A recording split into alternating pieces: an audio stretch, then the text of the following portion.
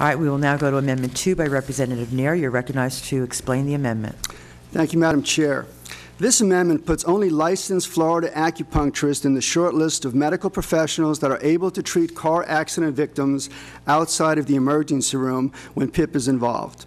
You know, acupuncture has been shown in studies by the National Institute for Health and the World Health Organization to be extremely effective in the treatment of soft tissue injuries, especially in the neck and back areas, just the type of injuries that you would find in most patients who have been in car accidents. You know, recently acupuncture has received a very bad but very inaccurate reputation as being one of the drivers of increased PIP costs and also fraud. Nothing could be further from this truth, and this good amendment, members, will actually fight fraud and reduce the costs of PIP.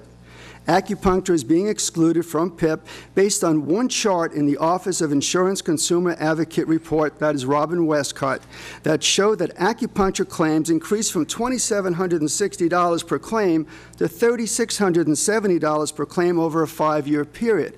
Now, I did not think that was an accurate report, and so I called Ms. Westcott personally to get more information, and she sent me some of the charts that are in your handout that are in front of you. If you look at page 1 of the handout you have in front of you, you will see that out of the $1.1 billion paid out to PIP in 2010, about $682 million were paid for soft tissue treatments. You will also see that out of the $682 million paid out for these soft tissue treatments, acupuncture billings were only 0.3%.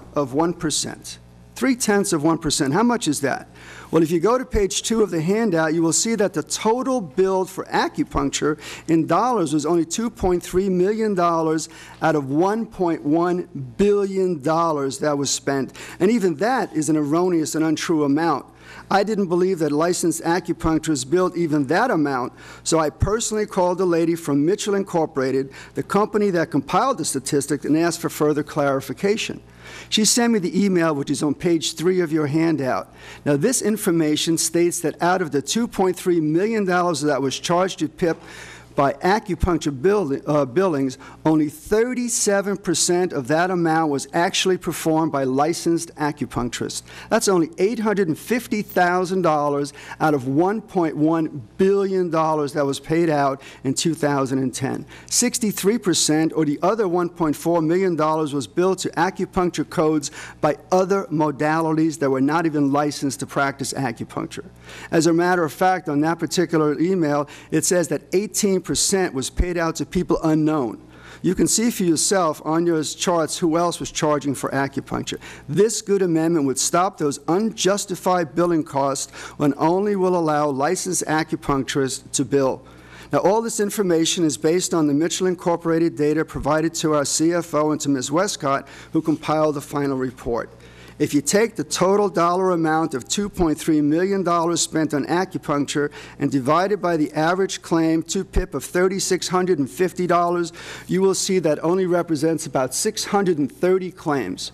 630 claims out of the 150,000 claims that were put into PIP in the year 2010 is not a whole lot of claims. And that's one of the reasons that I filed this particular this particular area here, because statistics sometimes do not tell the whole story and give the wrong impression. The dollar cap provided in this proposed bill by Representative Boyd would significantly reduce the average claim from acupuncture from $3,600 to less than $1,500. This good amendment would only allow licensed Florida acupuncturists under Chapter 457 of our statutes to bill for their procedures, and using only licensed doctors and having the dollar cap would save millions of dollars. Members, acupuncture was never, ever mentioned in any report in regards to fraud in PIP.